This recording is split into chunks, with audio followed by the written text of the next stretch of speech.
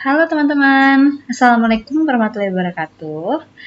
Selamat datang kembali di kelas Principle of Finance dan kita sudah masuk ke sesi keempat ya. Bagaimana kabar teman-teman hari ini? Semoga sehat dan juga tetap semangat selalu ya. Nah, sebelum kita akan masuk ke dalam sesi keempat, saya ingin mengajak teman-teman untuk kita refresh kembali task yang kita kerjakan pada sesi sebelumnya, di sesi ketiga, yaitu tentang SNS Air Incorporation. Nah, ini soalnya ya, ada Light Airplane Industry Ratios, di mana sebelumnya ada laporan keuangan, yaitu income statement, dan juga ada balance sheet. Lalu kita perlu menjawab 3 soal seperti ini, yaitu bagaimana financial ratio dari SNS Air, lalu apabila dibandingkan dengan beberapa perusahaan lainnya, bagaimanakah kira-kira apakah perusahaan-perusahaan itu bisa menjadi sebuah role model yang bagus bagi SNS Air atau tidak dan mengapa? Lalu yang ketiga adalah kita ingin melihat bagaimana sih sebenarnya perbandingan antara kinerja dari SNS Air kepada industri. Nah, untuk itu mari kita bahas bersama dari bagaimana cara pengerjaan pada soal di minggu kemarin ya, teman-teman. Oke, jadi langkah pertama yang bisa teman-teman lakukan adalah dengan menyalin kembali angka-angka yang ada di dalam laporan keuangan di dalam Excel, yaitu seperti ini ya, SNS Inc., yaitu 2012 income statement dan juga balance sheet-nya. Dan nanti ada satu yang perlu diperbaiki, yaitu di inventory. Ini diperbaiki menjadi 897.400 ya teman-teman. Sepertinya ada kesalahan di dalam penulisan di soal. Karena kalau masih di angka yang sama, total current asetnya tidak seperti ini. Dan itu menyebabkan aset serta liabilities dan equity-nya menjadi tidak balance. Jadi ini teman-teman tolong diperbaiki di inventory-nya 897.400. Lalu di sini ada rasio-rasio dari industri penerbangan. Ya, ada berbagai macam rasio. Dan yang untuk soal pertama, berarti kita diminta untuk menghitung rasio-rasio ini untuk SNS Air Incorporation. Itu terlebih dahulu. Jadi kita perlu menghitung saja. Nah, untuk itu, pertama-tama kita lihat dari current ratio-nya dulu ya teman-teman. Current ratio itu adalah dengan membagi current asset dengan current liabilities. Hasilnya 0,71. Lalu quick ratio, ingat-ingat kembali di sesi sebelumnya, kalau quick itu berarti seluruh current asset dikurangi inventory, baru dibagi dengan current liability. Oke, lalu kalau cash ratio berarti hanya cash dibagi dengan current liability. Kalau total assets turnover berarti sales dibagi dengan total assets. Lalu kalau inventory turnover berarti COGS dibagi dengan inventory. Receivable turnover berarti sales dibagi dengan accounts receivable. Total debt ratio berarti total debt. Nah, karena ini dipisah ya, current liability dengan long term debt, berarti perlu kita tambahkan terlebih dahulu. Dibagi dengan total assets. Debt to equity berarti total debt. Lagi-lagi kita tambahkan current dengan long term-nya dibagi dengan total equity. Lalu kalau equity multiplier berarti total assets dibagi dengan total debt. Times interest earned, ini berarti EBIT atau earning before interest and tax dibagi dengan interest expense. Cash coverage ratio, ini berarti adalah kas yang dimiliki oleh perusahaan, yaitu dengan menambahkan EBIT dan depreciation. Ini kita tambahkan terlebih dahulu. Lalu dibagi dengan interest expense. Jadi seberapa besar sih kas yang dimiliki perusahaan bisa menanggung biaya atau beban bunga dari perusahaan.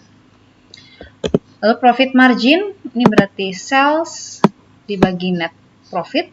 Kebalik. Net profit dibagi dengan sales. Yaitu dari sekian juta penjualan bersih perusahaan, berapa persen yang bisa dihasilkan sebagai laba bersih. Hasilnya 5%. ROA, return on assets, berarti net income dibagi dengan total assets. Return on equity berarti net income dibagi dengan total equity. Nah, kalau kita sudah selesai menghitung semua rasionya, berikutnya yang perlu kita lihat adalah bagaimana dia dibandingkan dengan industri. Itu ada kuartil bawah, median, hingga kuartil atas. Itu dicatatkan saja, dia kira-kira ada di mana. Seperti contohnya nih, current ratio 0,71. Oh, dia sudah di bawah median, tapi masih di atas lower quartile. Itu disebutkan saja, nanti analisisnya baru akan kita lakukan di nomor 3 ya, teman-teman. Quick ratio bagaimana? Oh, dia sudah di atas median, tapi masih di bawah upper quartile. Terus hingga dengan ke ROE, yaitu ROE dia sudah 19%, berarti dia sudah di atas median atau nilai tengahnya, namun masih di bawah upper quartile. Ini dicatatkan dulu, dan ini nantinya akan kita jadikan sebagai dasar dalam melakukan analisis pada nomor 3. Lalu yang nomor 2, kita diminta untuk melihat nih, kira-kira dari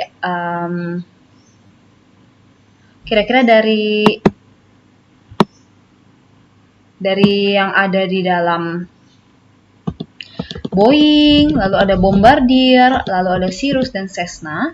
Ini kira-kira yang mana yang bisa menjadi role model bagi perusahaan SNS Air Industry. Nah, itu berarti kita perlu untuk melihat terlebih dahulu, teman-teman. Masing-masing perusahaan yang ditetapkan itu, dia bagaimana? Apakah industrinya sama, pertama. Lalu kedua, apakah produk yang dihasilkan juga sama? Seperti misalnya Boeing. Boeing, dia memang memanufaktur pesawat terbang, tapi banyaknya pesawat terbang yang dimanufaktur itu adalah pesawat terbang komersial yang besar. Sedangkan kalau misalnya SNS Air ini kan dia masih kecil pesawat terbang yang dimanufaktur. Jadi mungkin tidak bisa menjadi perusahaan aspirasi atau role model yang baik. Lalu kemudian kalau Bombardier, dia ternyata business jets. Lalu pesawat terbang yang untuk maksud saya yang jarak pendek dan lain sebagainya.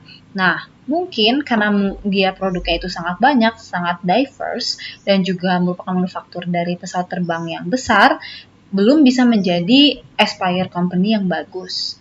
Nah, kalau Cirrus, dia piston powered aircraft, ya. Jadi dia sangat terkenal dalam pemanufakturan pesawat terbang yang kecil dan inovatif. Jadi mungkin dia bisa menjadi perusahaan yang baik dalam menjadi aspirasinya. Nah, kalau Cessna, dia sebenarnya manufaktur dari perusahaan pesawat-pesawat terbang yang kecil. Namun, mungkin produk-produknya itu terlalu terdiversifikasi, mirip dengan yang Bombardier. Jadi sehingga tidak fokus pada pesawat terbang yang kecil saja. Jadi mungkin tidak bisa menjadi perusahaan aspired yang baik atau role model yang cukup baik bagi SNS Air. Jadi seperti itu ya teman-teman. Kalau kita ingin melihat sebenarnya perusahaan kita ini kalau ingin mencontoh atau mencari aspirasi itu kepada perusahaan apa, nah itu harus kita lihat terlebih dahulu, kita kaji terlebih dahulu perusahaan masing-masingnya itu bergerak di bidang apa. Pertama, kalau misalnya memang sama, lalu produknya seperti apa, apakah comparable dengan kita atau tidak. Kalau ternyata dia berskala lebih besar atau produknya juga terdiversifikasi cukup luas, itu mungkin belum bisa menjadi perusahaan aspirasi yang cukup baik. Seperti itu. Nah, kita lanjut ke yang nomor 3. Kalau misalnya dibandingkan dengan industri, bagaimana kira-kira performa dari SNS Air? Nah, untuk itu kita lihat ini. Ada below median ya, above median, dan below median. Nah, yang dari nomor current ratio sampai dengan cash, ini ada liquidity ratio. Turnover, berarti turnover ratio ya, activity ratio. Kalau debt hingga equity multiplier times interest earned dan cash coverage ratio, ini lebih ke arah solvency ratio-nya. Lalu profit margin ROE, ini adalah tentang profitability ratio. Nah, kalau kita bandingkan, ini salah satu contoh saja ya, contoh dari bagaimana untuk memberikan analisis terhadap suatu perusahaan. Nah, yang seperti ini. SNS dia berada di bawah median kan tadi ya, untuk current dan cash. tapi quicknya di atas median. Oke, karena walaupun dia di bawah median, tapi dia masih di atas kuartil bawah. Jadi ini artinya masih ada perusahaan-perusahaan lain yang memiliki likuiditas yang lebih rendah dibandingkan dari perusahaan SNS. Lalu kalau dari aset turnover, semua turnovernya dia di atas kuartil atas. Jadi ini menandakan bahwa perusahaan SNS dia lebih efisien dalam melakukan atau memberdayakan sumber daya yang dimilikinya dibandingkan dengan perusahaan di industri. Lalu kalau debt ratio, yaitu tentang solvency ratio, dia ada yang di bawah median dan ada juga yang di atas median. Tapi secara umum dia masih di atas kuartil bawah. Jadi dengan kata lain, ya mungkin walaupun dia tidak sangat baik dalam hal solvabilitas, yaitu kemampuan perusahaan membayar kewajiban jangka panjang, tapi masih ada perusahaan-perusahaan lainnya yang memiliki solvabilitas yang lebih rendah dibandingkan SNSR. Nah, di sini profit margin, ROA dan ROE, dia secara umum di atas median ya. Jadi secara keseluruhan, dia cukup profitable apabila dibandingkan dengan perusahaan di industri. Atau dengan kata lain, secara umum, performa dari SNSR ini baik, walaupun likuiditasnya perlu dilihat lebih dalam. Kenapa kira-kira likuiditasnya bisa terbilang cukup rendah apabila dibandingkan dengan rasio-rasio yang lainnya. Tapi secara umum dia cukup baik, cukup efisien, cukup profitable, dan juga dia memiliki solvabilitas yang cukup baik. Nah, ini salah satu contohnya dalam menjawab atau menganalisa bagaimana performa suatu perusahaan. Nah, nantinya teman-teman akan mencoba di minggu ini untuk melihat dari perusahaan yang sudah teman-teman pilih ya, satu perusahaan dan satu kompetitor, itu bagaimana dia rasionya. Rasionya ini boleh menggunakan rasio-rasio yang ada di SNSR ini ya. Boleh current ratio sampai dengan ROE, itu silakan saja. Kalau mau menggunakan rasio-rasio lainnya juga boleh, karena di sini kan kita belum mengcover rasio pasar ya. Itu contohnya price to book value dan price to earning ratio. Itu boleh ditambahkan. Nah, lalu dibandingkan dengan perusahaan lainnya. Nah, kalau di soal ini kan kita membandingkannya dengan industri. Nah, kalau nanti di tugas minggu ini, teman-teman akan membandingkan dengan perusahaan lainnya. Nah, itu dilihat dia di atas atau di bawah dari perusahaan lainnya. Lalu secara keseluruhan, bagaimana dia dari segi likuiditasnya, aktivitasnya, solvabilitas, dari segi profitabilitas hingga dari segi pasarnya, lebih menarik mana untuk kita melakukan investasi. Ya, seperti itu ya teman-teman. Baik, itu adalah untuk rasio. Ini sebenarnya pembahasan yang cukup menarik ya, rasio ini. Karena kita membandingkan antara satu bilangan dengan bilangan lainnya, lalu dibandingkan dengan industri atau mungkin dengan kompetitor lainnya. Oke, itu untuk yang rasio. Dan untuk minggu ini kita akan belajar tentang konsep nilai waktu dari uang atau time value of money. Nah, ini adalah konsep yang perlu kita pegang teguh untuk melakukan valuasi. Entah itu valuasi saham atau valuasi obligasi. Oke, jadi kita perlu mengenal dulu tentang future value dan present value, ya. Oke, present value dan future value itu apa sih sebenarnya? Present value itu adalah uang yang lebih dulu ada di dalam timeline, atau bisa dibilang uang yang ada di saat ini. Itu kalau kita menilai dari segi T-nya, berarti T-nya itu sama dengan 0, present, masa sekarang. Nah, kalau future value berarti nilai uang di masa yang akan mendatang. Jadi T-nya tidak sama dengan 0 ya, kalau kita menilai T-nya. Nah, sedangkan kalau interest rate atau suku bunga, ini merupakan quote on quote, merupakan nilai tukar di antara nilai uang di masa ini dengan nilai uang di masa yang akan mendatang. Ada nilai tukarnya. Karena Rp1.000 di tahun ini itu tidak akan bernilai Rp1.000 di tahun depan. Iya dong teman-teman, contohnya waktu kita dulu di SD Rp1.000 mungkin bisa dapat banyak ya, bisa dapat jajanan yang cukup mengenyangkan. Nah sekarang Rp1.000 baru bisa dapat permen juga hanya 5 atau 6. Nah itu kan sebagai salah satu gambaran bahwa nilai uang di masa ini itu berbeda dengan nilai uang di masa mendatang. Seperti itu ya.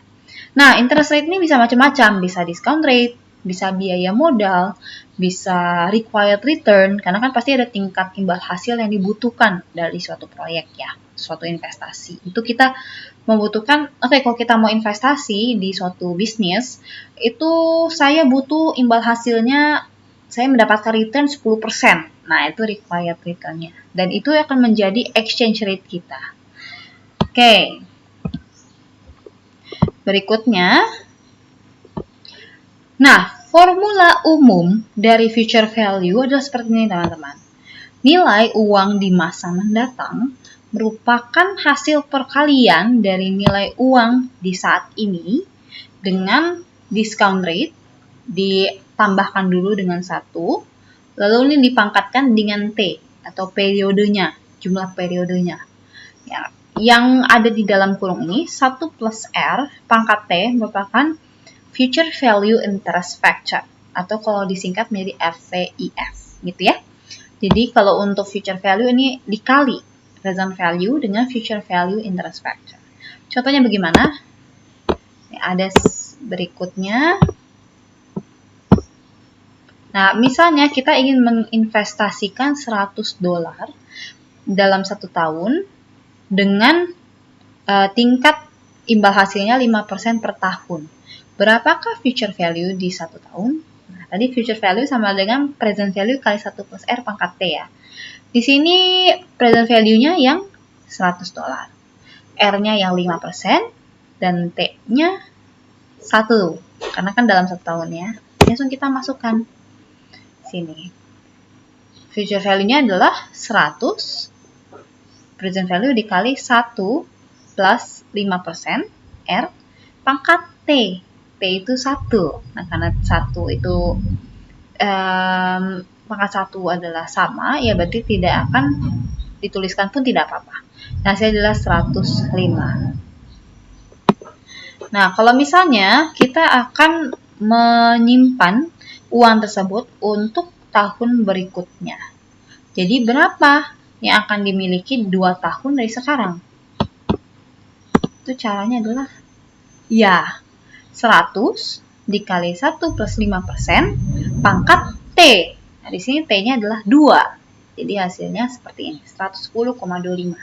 Jadi selalu seperti itu ya, present value kali 1 plus R pangkat T. Cara lanjut ke yang berikutnya.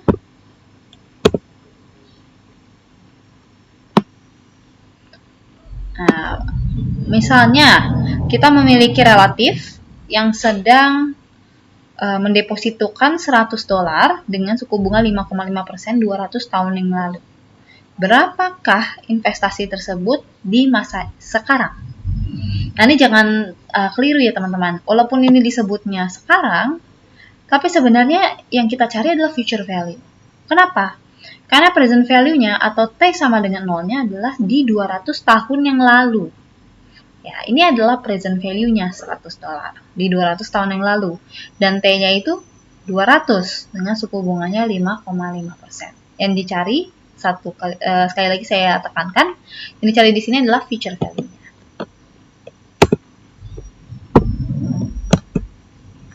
Nah, kalau misalnya kita pakai simple interest, itu caranya adalah dengan present value ditambahkan T kali present value kali suku bunga. Dan hasilnya ternyata 1.200. Tapi ketika kita pakai cara yang tadi, future value sama dengan present value kali 1 plus R pangkat T, itu disebut dengan compound interest ya. Jadinya 100 kali 1,055 pangkat 200. 4.471.898. Itu sangat besar sekali ya apabila dibandingkan dengan yang simple interest. Atau dengan kata lain, efek dari compoundingnya itu adalah senilai selisih dari compound yang future value dengan compound interest dikurangi dengan future value dengan simple interest. Ini dikurangi. Atau sama dengan $4.470.698. Itu adalah efek dari compounding. Nah, ini oke, misalnya perusahaan mengekspektasikan untuk meningkatkan unit penjualan widget 15% per tahun untuk 5 tahun ke depan. Apabila menjual 3 juta widget di tahun saat ini, berapa widget yang diekspektasikan dapat dijual di tahun kelima? Nah, ini juga sama. Walaupun dia berupa benda, tapi future value bisa digunakan konsepnya di kasus seperti ini ya. Jadi tidak hanya untuk uang, tapi juga bisa untuk pertumbuhan benda. Nah, berarti present value-nya 3 juta, R-nya 15%, dan P-nya ada 5. Jadi future value-nya 6.034.072. Nah, kalau present value itu seperti apa caranya? Present value ini tinggal di pindah ruas ya, dipindah ruaskan. Ini future value sama dengan present value kali 1 plus R pangkat T. Ini bisa dipindah ruaskan, present value ke kiri, future value ke kanan. Dan hasilnya adalah present value sama dengan future value bagi 1 plus R pangkat T. Nah, ini rumusnya akan kita gunakan untuk present value. Oke, sekarang kita coba langsung ke soalnya. Misalnya, kita ingin mulai untuk berinvestasi atau menabung untuk edukasi dari anak kita. Dan diestimasikan membutuhkan $150.000 dalam 17 tahun. Apabila kita percaya bahwa kita bisa memperoleh 8% per tahun, berapakah yang harus diinvestasikan hari ini? Nah, berarti yang dicari present value ya, karena kan hari ini. Dan T-nya itu adalah 17. Dalam 17 tahun butuh 150.000. Berarti $150.000 ini menjadi future value yang di masa depan. Dan R-nya ada 8%. Langsung kita masukkan ke dalam rumus. Present value adalah 150.000 atau future value dibagi 1 plus 8% pangkat 17. Atau sama dengan $40.540,34. Itulah yang dibutuhkan untuk diinvestasikan hari ini. Untuk memperoleh $150.000 di 17 tahun yang akan datang. Nah, berikutnya, misalnya orang tua kita sudah menyimpan dana untuk 10 tahun ke depan, yaitu disimpannya 10 tahun yang lalu, sekarang bernilai 19.671,51. Apabila dana tersebut memperoleh 7% per tahun, berapa sih sebenarnya yang orang tua kita investasikan? Ini juga sama teman-teman. Yang kita ketahui adalah future value. Walaupun saat ini, tapi kan diinvestasikannya adalah 10 tahun yang lalu. Nah, jadinya yang T sama dengan 0-nya itu adalah pada 10 tahun yang lalu. Jadi yang kita cari adalah present value-nya. T sama dengan 10, future value-nya 19.600, dan R-nya 7%. Lagi-lagi tinggal kita masukkan ke dalam rumus, dan hasilnya adalah 9.999,998 atau sama dengan $10.000. Mudah ya, tinggal dimasukkan aja ke rumus. Itu dibalik-balik aja rumusnya seperti itu. Oke. Nah, ini ada hubungan yang sangat penting di dalam present value, yaitu kalau misalnya suku bunganya sama, tapi semakin lama periode waktunya, maka present value-nya akan menjadi semakin kecil. Contohnya gini, kalau misalnya kita sama nih uangnya $500 dalam 5 tahun, kemudian kita akan memperoleh $500. Jadi kita akan memperoleh $500 dalam 5 tahun atau dalam 10 tahun. Dan suku bunganya adalah 10%. Jadi berapakah present value-nya kalau misalnya dalam 5 tahun dan berapa kalau 10 tahun? Lagi-lagi kita masukkan ke rumusnya. Dan hasilnya adalah, ternyata kalau misalnya 5 tahun, present value kita 310,46. Dan kalau 10 tahun, present value-nya 192,77. Jadi semakin rendah ya. Atau dengan kata lain, investasi yang kita butuhkan itu semakin kecil dengan periode waktu yang lebih lama. Dan kalau misalnya kita mengharapkan jumlah uang yang sama di berapa tahun kemudian, kalau periode waktunya lebih lama dan suku bunga yang sama, berarti yang perlu kita investasikan ini menjadi lebih sedikit. Dengan kata lain, kita perlu untuk segera berinvestasi atau segera menabung, karena dengan uang yang lebih sedikit kita bisa memperoleh hasil yang sama dengan kalau misalnya kalau kita menginvestasikannya terlambat 5 tahun, nah investasinya lebih besar gitu kira-kira. Nah, ada lagi. Untuk periode waktu yang sama, semakin besar suku bunganya, maka present value-nya akan semakin kecil. Uang yang akan kita investasikan ini menjadi semakin kecil. Iya dong, karena kan kita dengan uang yang sama, kalau suku bunganya berbeda atau imbal hasilnya berbeda, pastinya nantinya nilai uangnya pun akan menjadi lebih besar. Ini misalnya ya, kita butuh $500 dalam 5 tahun. Nah, kalau misalnya interest rate 10% dan kalau 15%, present value gimana? Beda nggak? Dan ternyata hasilnya adalah ya, berbeda. Kalau 5 tahun, dia 310,46. Kalau dalam 5 tahun dan rate-nya 15%, berarti dia 248,59. Jadi semakin besar imbal hasil yang kita peroleh, semakin kecil investasi yang perlu kita keluarkan. Dan kata lain seperti itu. Oke, ini ya. Jadi harus kita ingat present value sama dengan future value bagi 1 plus R pangkat T, atau future value sama dengan present value kali 1 plus R pangkat T. Kalau discount rate, nah ini berarti kita perlu membuatnya jadi seperti ini. R sama dengan future value bagi present value, pangkatkan 1 per T, dikurangi dengan 1. Misalnya gini, kita membutuhkan investasi yang bisa memperoleh $1.200 5 tahun ke depan. Apabila diinvestasikan $1.000 saat ini, berapakah R-nya?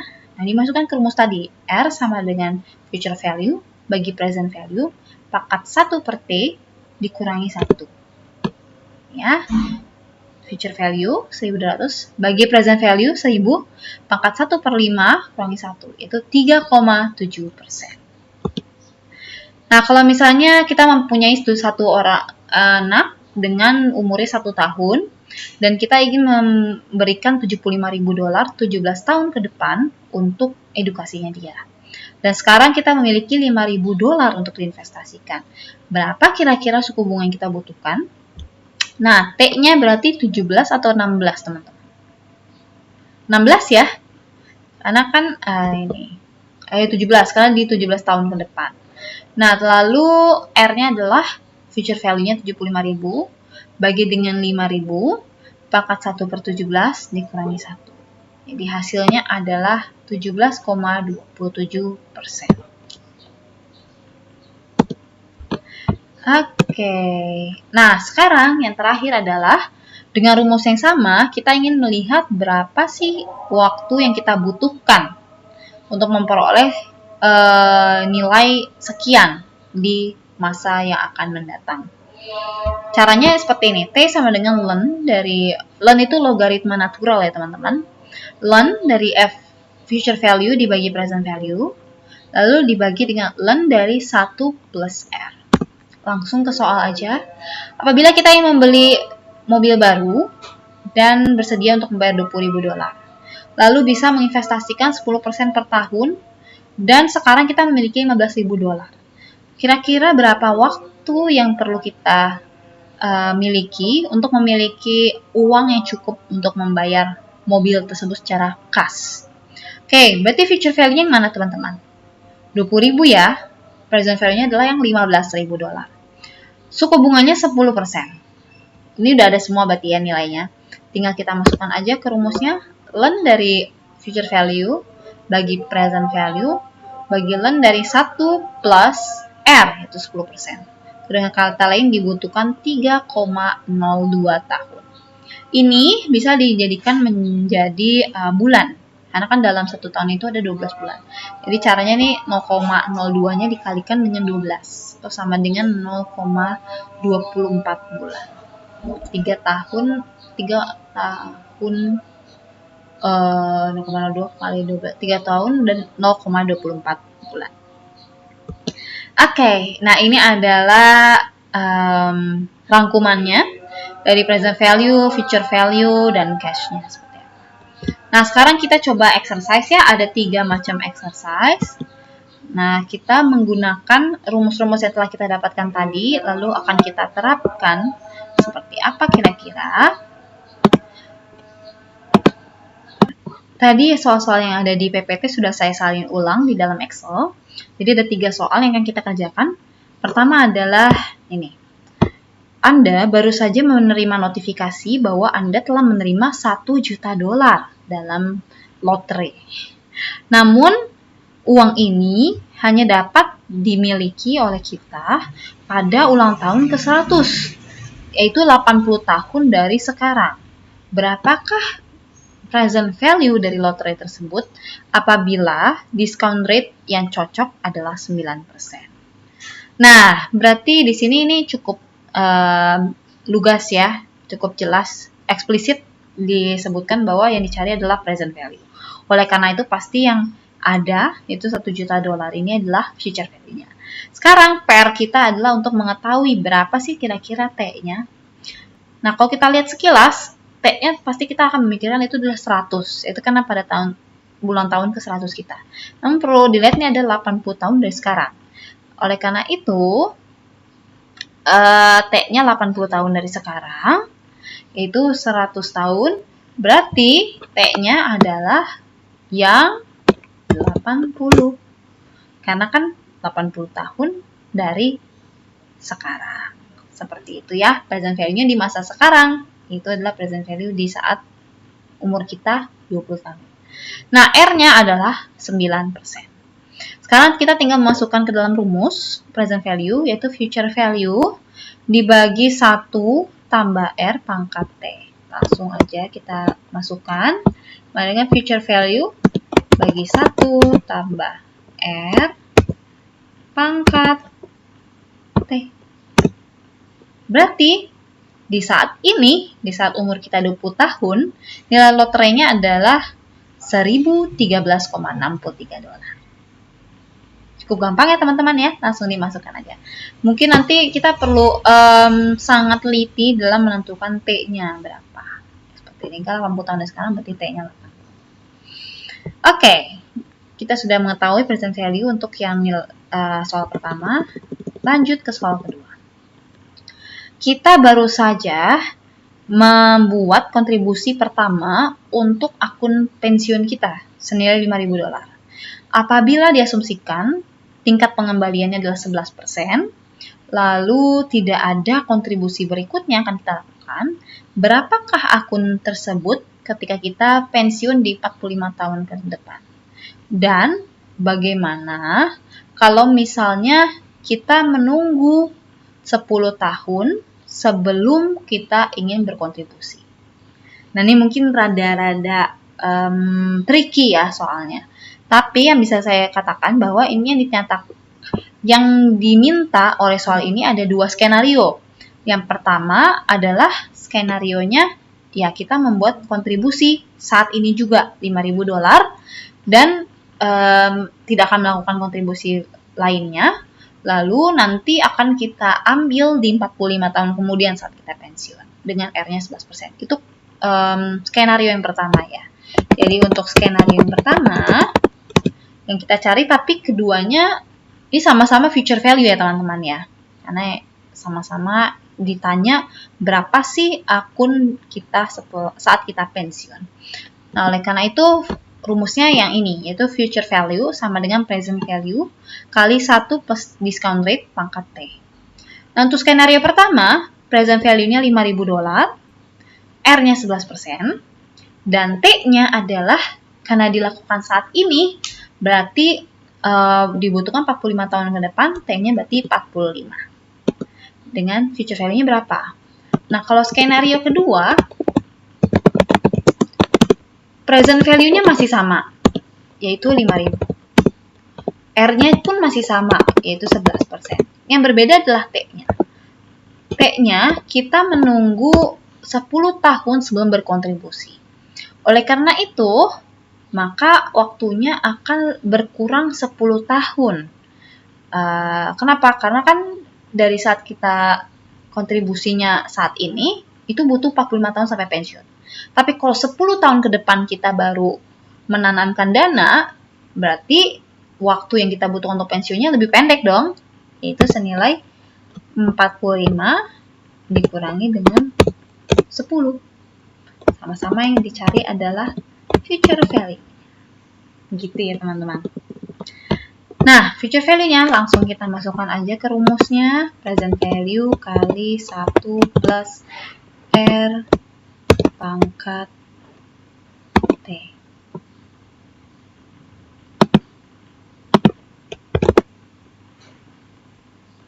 Oke.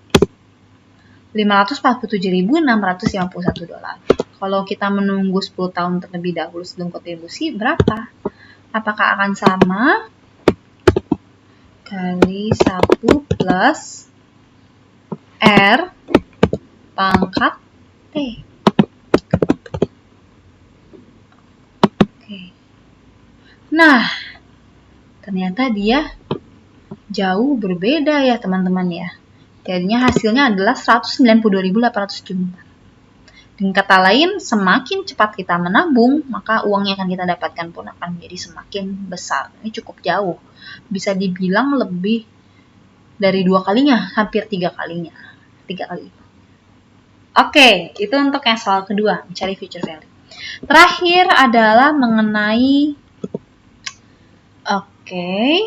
soalnya apabila ingin membeli furniture untuk ruang keluarga dan kita memiliki 500 dolar saat ini, yang dibutuhkan furniturnya adalah bernilai 600 dolar. Oke, berarti saat ini present value ya.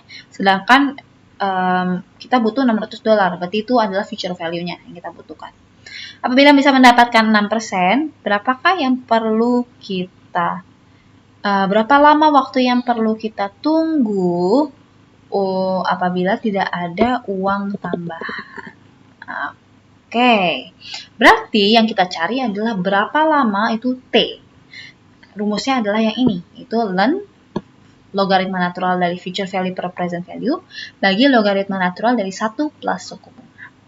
Present value adalah yang kita punya saat ini 500, sedangkan yang kita butuhkan menjadi future value itu 600, dan suku bunganya adalah 6%. Langsung kita masukkan saja ke dalam rumusnya. Ln dari future value bagi present value dibagi dengan ln dari 1 tambah R.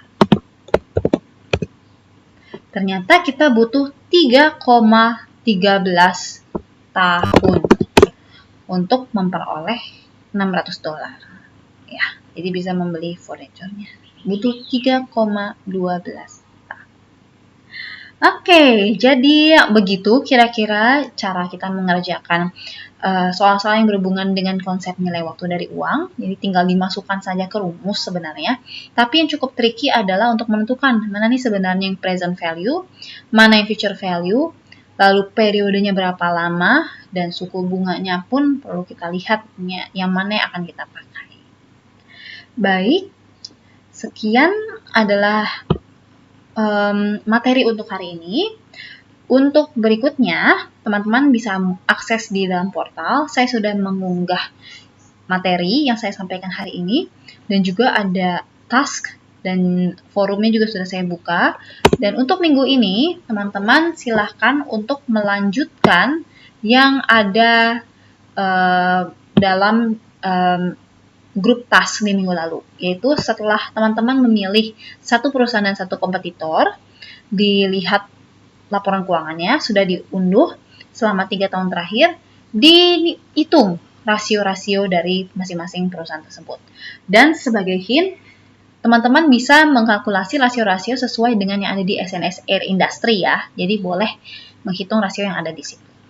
Lalu setelahnya, teman-teman perlu membandingkan antara perusahaan satu dengan yang lainnya, manakah yang lebih baik, lalu lebih baiknya secara apa? Secara likuiditasnya bagaimana?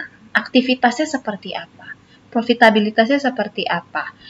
Pasarnya bagaimana? Dan juga yang terakhir, jangan lupa untuk melihat solvabilitasnya juga, atau kemampuan perusahaan untuk membayar kewajiban jangka panjang.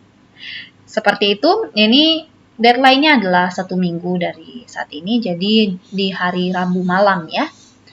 Oke, demikian yang bisa saya sampaikan untuk hari ini. Semoga membantu bagi teman-teman dalam melakukan perhitungan time value of money, karena nanti akan kita gunakan konsepnya pada valuasi saham maupun valuasi obligasi di minggu-minggu berikutnya. Lalu jangan lupa untuk upload tugasnya juga dan komen di forum. Akhir kata, saya ingin menyampaikan terima kasih banyak atas perhatiannya. Semoga tetap sehat dan tentunya semangat selalu. Sampai jumpa di sesi berikutnya dan wassalamualaikum warahmatullahi wabarakatuh.